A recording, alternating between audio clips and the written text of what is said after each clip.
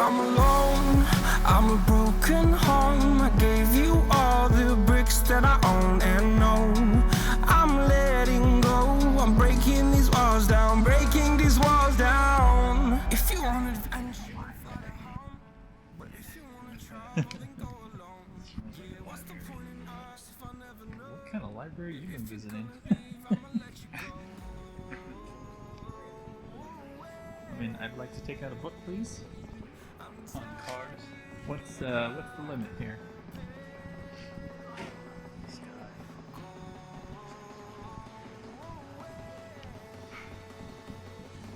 Still love this thing.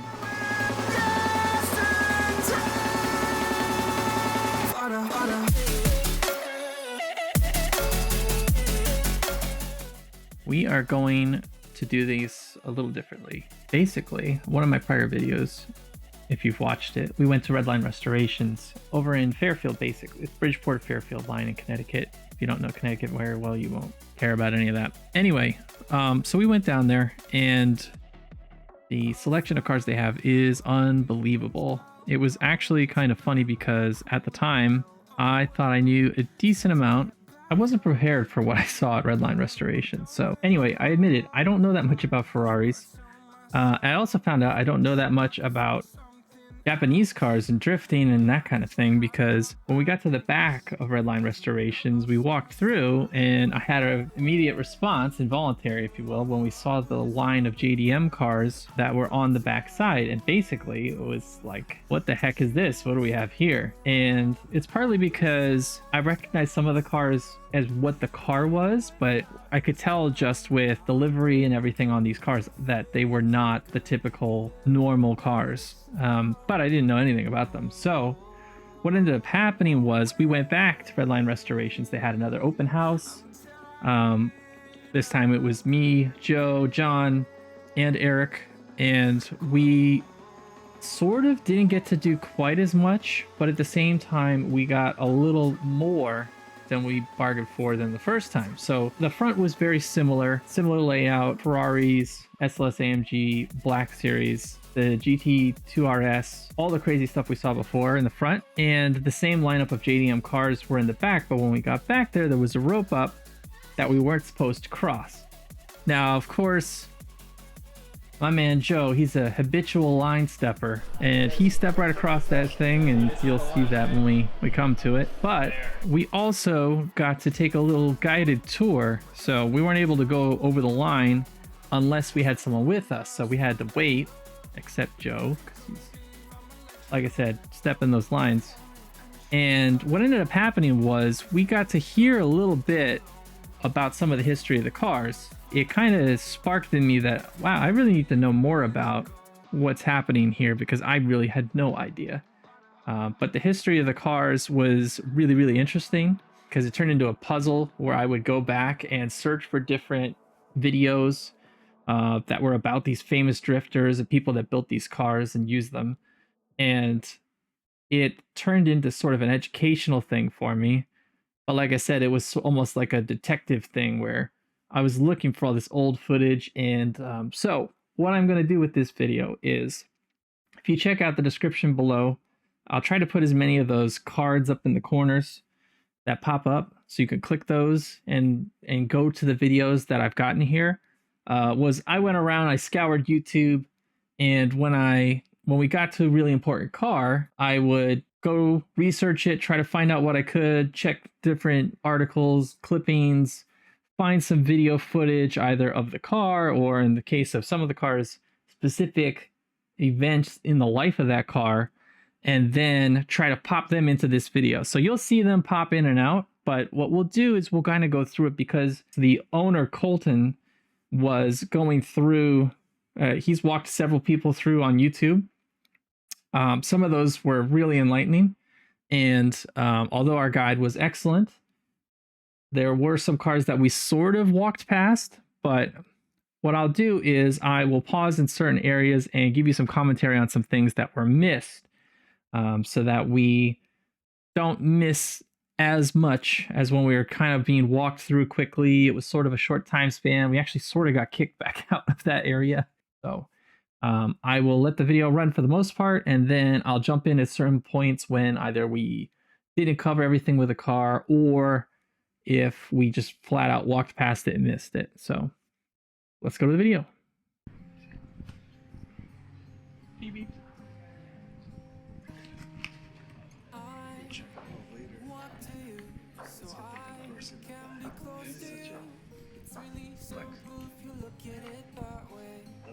See, you thought it was a trunk.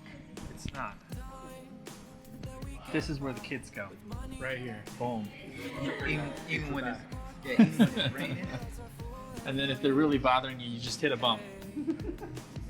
Problem solved.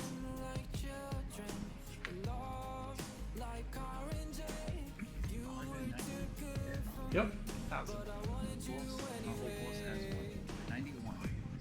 It has Totally. This is the library effect. Don't leave the cars, they're sleeping. Uh-oh. So see if you can get it for like 30 grand and then please sell. Turn the page, follow my bed. I don't care if loving you over my head.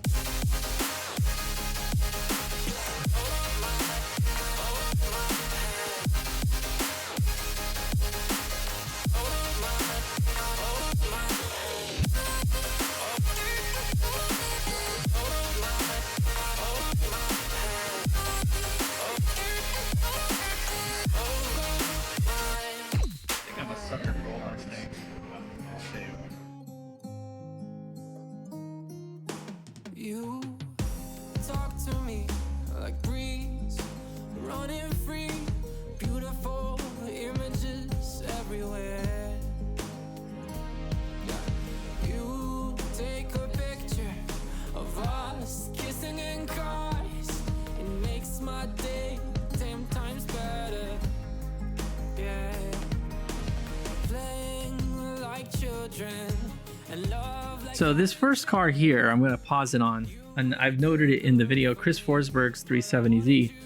And I'm popping in a video where Forsberg explains this car. This is a car with a V8 out of a Nissan Titan, obviously been heavily modified. But just to give you an idea of the types of ways that these drifters end up getting more horsepower into these vehicles.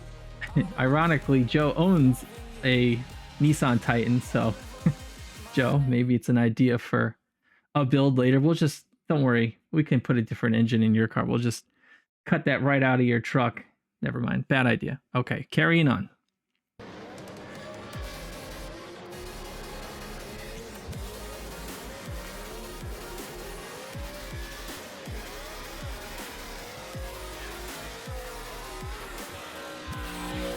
Hey everyone, this is Chris Forsberg, two-time Formula Drift champion, and I'm driving this 2015 Nissan 370Z. It's actually powered by a Nissan V8 engine, the VK56, 5.6 liters.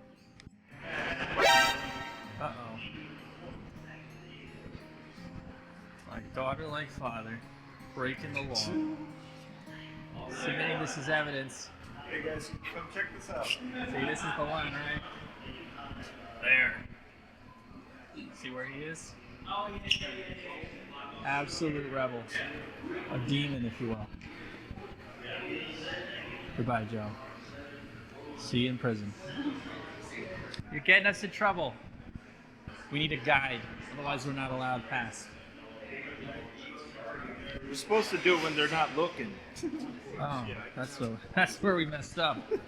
We were waiting for them to look. We're like, is this okay? Appreciate it. We're official this time. Thank you. You break the rules a little bit. You taught us all a valuable lesson. You just did it for attention, really. That's what They're it was still all about. learning, I'm sorry.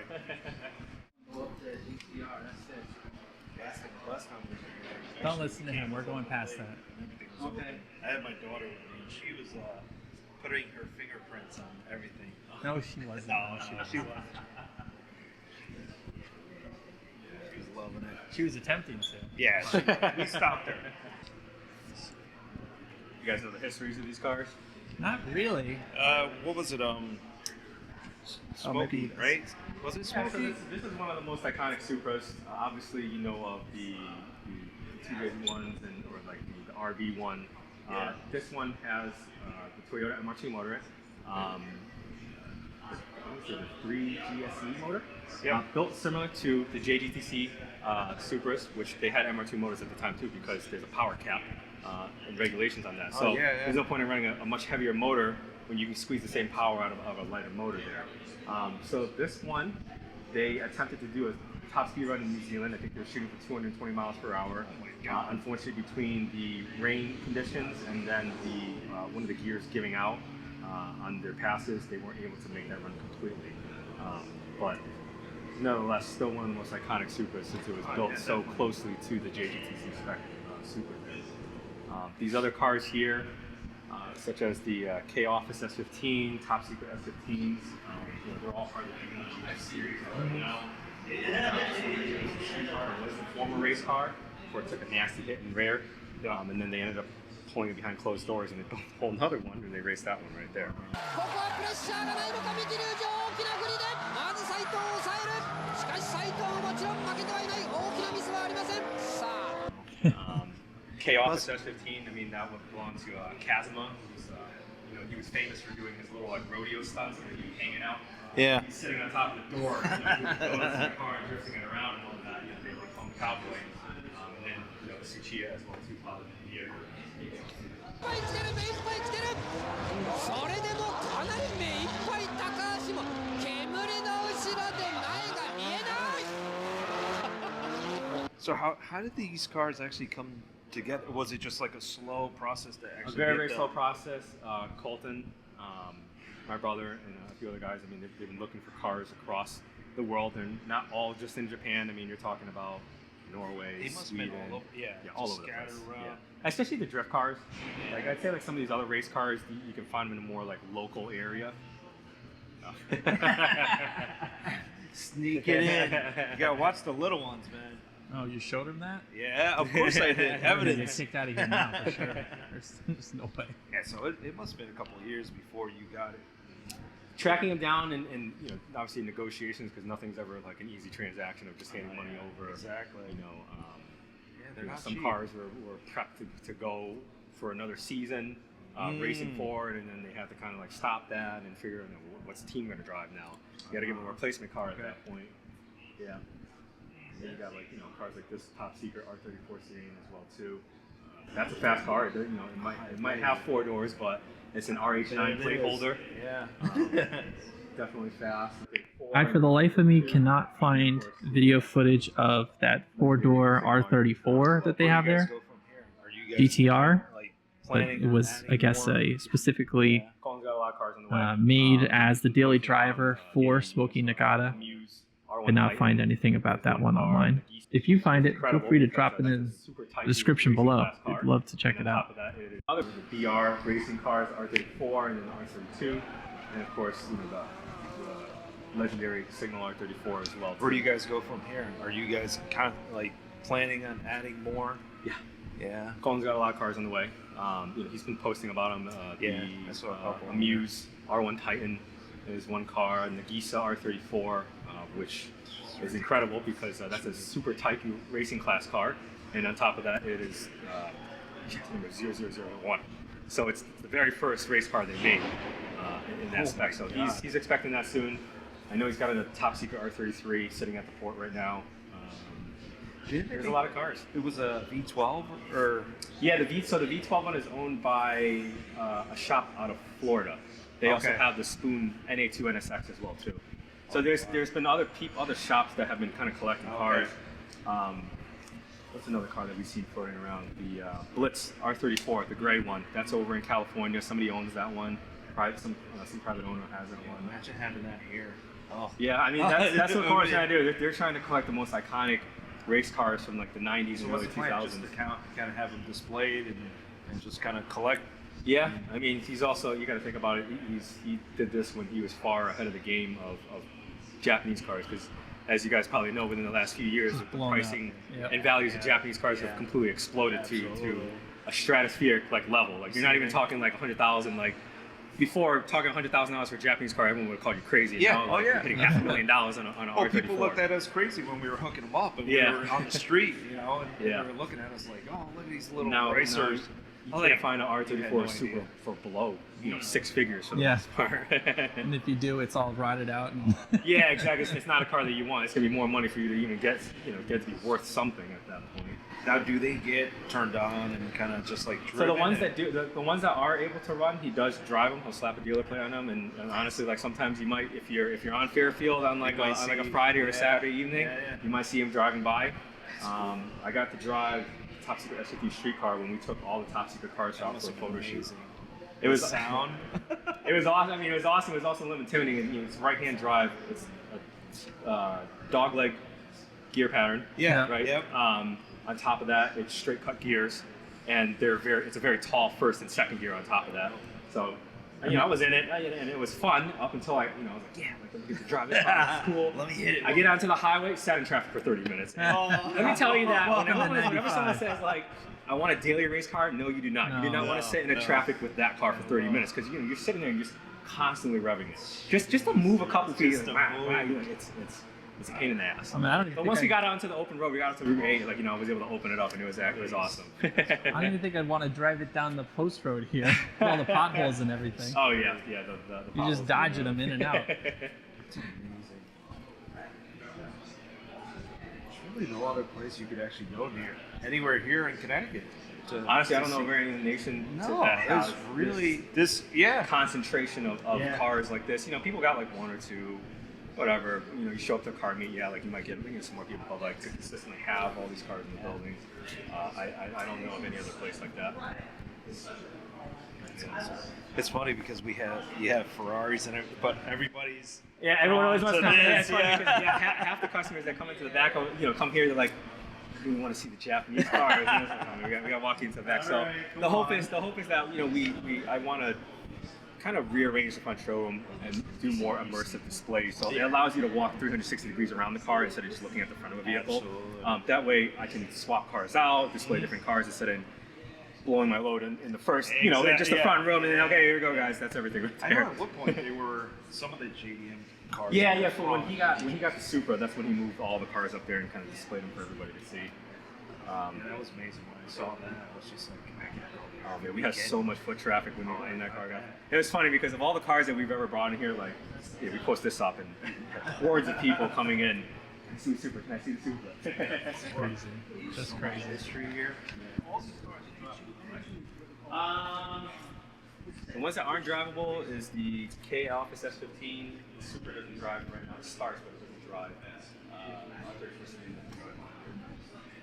The hope is to restore them back to like the period correct setup that they had. Yeah.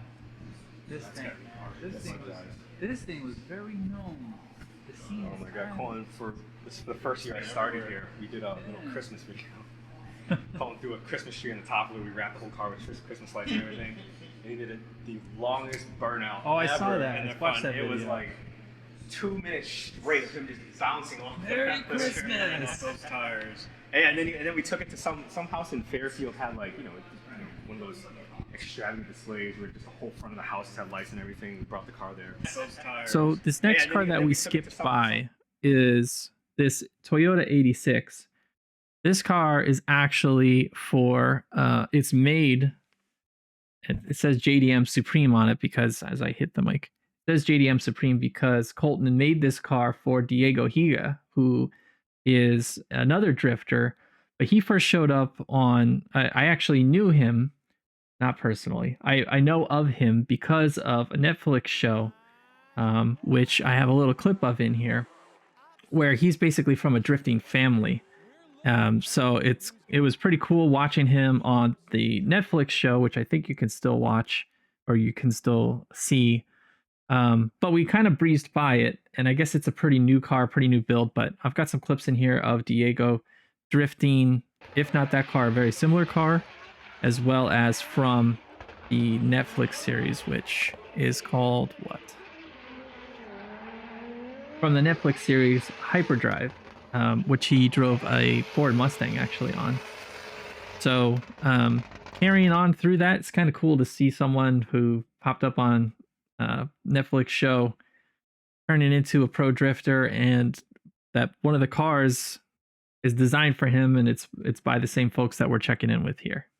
For sale in completely original condition when it was given away, down to the wheels, seats, everything. It's all the same way it was. Somebody that just kind of just like didn't expect it, didn't know what the no, not at all, not at all. And honestly, like this car drives. I've seen it drive it. It is one of the best sounding Hondas ever. High compression. Most Hondas. I mean, it's a regular Civic Type R, a clean one. You're probably paying $30,000-$40,000 for a clean one. So I couldn't imagine what something like this would go for. That's built by June Auto on top of that. Engine, everything, all the work they put into it. Yeah. And then you've got Tommi Makinen Evo being towed by a Pajero. He's got a decommissioned NYP police car. I saw him pulling that around the last movie time. Prop car. That's a certified movie prop car. That what that's It's got from? the sirens. It's still got the stickers and everything with it on there. And then just towing the Falken RX. Well, that's kind of cool. Those are his cars. Yeah. So his. And he will burst into view. And his time 3:21.25. That is the target for all the others to go for. Now, has Tommi done enough to secure 3 points as he comes to the line? He doesn't just focus on one thing. No, he likes having a little display. It's like a moving scene. So he drove like the cop car through New York City Times Square for when Prime had their Sevens Day. So he towed the RX-7 for Sevens Day, and he had that car, and we were like, "Hey man, you should really cover up the sirens and the things on the side because you can't." Times Square of all places, you can't really be driving a car like that through. That's impersonating a police officer. Yeah, he's ballsy. Yeah. So the Falken Mazda RX-7, I haven't really put anything in it yet, but I will try to find some video footage of that. That thing looks sick as hell. If anybody wants to beat James, it's definitely Kevin Quinn, but we're about to find out. James flicks in hard and Kevin dives up onto the door. Look at this, and Kevin is stuck for a bit of pace for that RX-7 as well, but he's tried to make it work with James. It's pinpoint perfect out front, and Kevin is... Well, Kevin's coming to bring the fight now into the final sections. Maybe caught a little bit early on, but he certainly has the power to keep with Deane. As Deane just finds some insane pace in that RX-7. Unbelievable how he manages it. And what we have over here? This is a story. This is a makeup. Yeah, Falken RX-7. That's the actual car. That is nice. Yeah. I've seen this on the TV. This is Yeah, it's this little rat rod or street style Celica. It's got a beams, motor swap in it. It's got all the fun stuff. Everyone likes it, even though it looks really ratty. Like it just well, it looks like it's straight out of Mad Max or something. Oh yeah.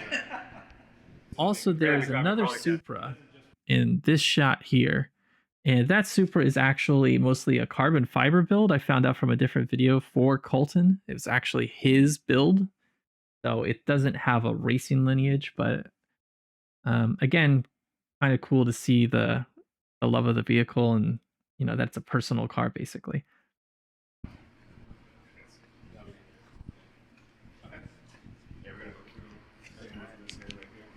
Okay, sounds good. Follow the leader. And honestly, when I first came here, I know a lot of Japanese cars. I know a lot of European cars, and when it came to some of these older American cars, or even like the really older classic European cars, I didn't know very much about it. It's definitely a lot of history and things, I started getting a lot of knowledge. Yeah. I mean, the history. Do not start. Yeah, not a problem. Appreciate it. Thanks again. No problem. Take care. Good one. You got it. See you. Let's go. As far as Colton, I did do a little research on that too, and it seems, unfortunately, we didn't really get to meet him, or I think we might have walked past him. Didn't know who he was at the time. Sorry, Colton, if you end up watching this. But it's pretty cool because the guy basically built himself up, from the ground up. He is a mechanic. He worked on tons of exotic and old school cars. When they bring these things in and they try to fix them up and everything, like he's in there getting his hands dirty. It's not like some kind of like trust fund baby who's just buying toys around the world. Like, this guy is in it. He lives it. He breathes it. He, like I said, gets his hands dirty. But again, links in the description down below and cards in the corners. I'm not sure what I'm doing on this video, but I'll put stuff in here because it's pretty cool to see someone who's like a real down to earth, been doing this for 20 plus years at this point, and he just does it for the love of the cars, the love of wrenching, I guess, because he keeps bringing these things in, and it's not like cars that have been heavily drifted and raced like this are going to be perfect right off the bat. Like, they're going to have tons of problems because of the paces they've been put through. But again, really cool. You know, if we get invited back to Redline, definitely love to walk through and tour with him. Kind of ask him about his journey with it. But good on you, Colton. If you watch this, probably won't. I'll like Instagram to you, whatever. I'm terrible at social media. Jeez. Wow. I should hang it up. I don't know what I'm doing. In summation, I apologize. I didn't know. I didn't know a lot of things, apparently. But at the end of the day, it's not necessarily about what you know. It's about what you're willing to learn. That was terrible. I made it up myself. That's on me. That's bad. Super cool to learn the history of these cars and to dig into it, to dig into the mystery. Almost detective-like. Hope you guys have learned something from this video, just like I did with the little guided tour and then digging into the internet. It's pretty cool now that so much is online that you can find so many of these things.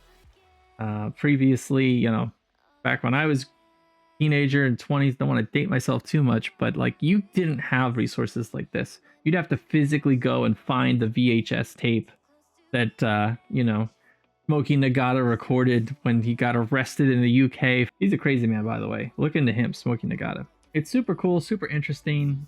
My bad on the first visit. One thing that I could do if there's enough interest in it is go through the Ferraris and the expensive vehicles in the front end and kind of break them down individually if people want to learn about them. And maybe you guys know more about them than me. They probably do. But that's another thing that I could dig in kind of research-wise. But in any event, had a ton of fun. Love learning about this stuff. Happy that I did take the time to dig in and find out about the history and what these cars went through and what it really means to actually have them all together in one warehouse here in Connecticut, of all places. But that's pretty much going to do it for this video. Thanks for tuning in. I really appreciate it. I still got to figure out what the heck I'm doing content-wise with the name, because I know I call it Pyrus Gaming, and then I put a bunch of car videos up, but I don't know. Maybe I make separate channels, but that seems like it's double the work trying to just get something started. Maybe it's the right thing to do. Maybe it's right. Who knows? I don't know. I clearly don't know what I'm doing. If you do have any feedback, anything you want to talk about, if you have any questions about this that I could try to answer, feel free to drop them in the comment section down below. Check out the links to the videos that I popped little inserts about if you want to learn more about these cars. Thanks again to Redline Restorations. These open houses are mind-boggling. That's a terrible word. Let's call it eye-opening. How about that? It's been great to go down there these 2 visits that we've had. Love to go back again. Clearly, Colton and his crew are looking to pick up more. Thanks for tuning in. Hope you guys enjoyed it. Hope you learned something. Feel free to hit that like, that subscribe, whatever you feel the video is worth to you. But I appreciate it. I'll be making and posting more videos. I got a fun one coming up of a little experience I got to go to. So stay tuned for that one. Look for more coming up soon, and I will see you there. We got clearance. They don't know who they're dealing with. That one doesn't have a screen yet.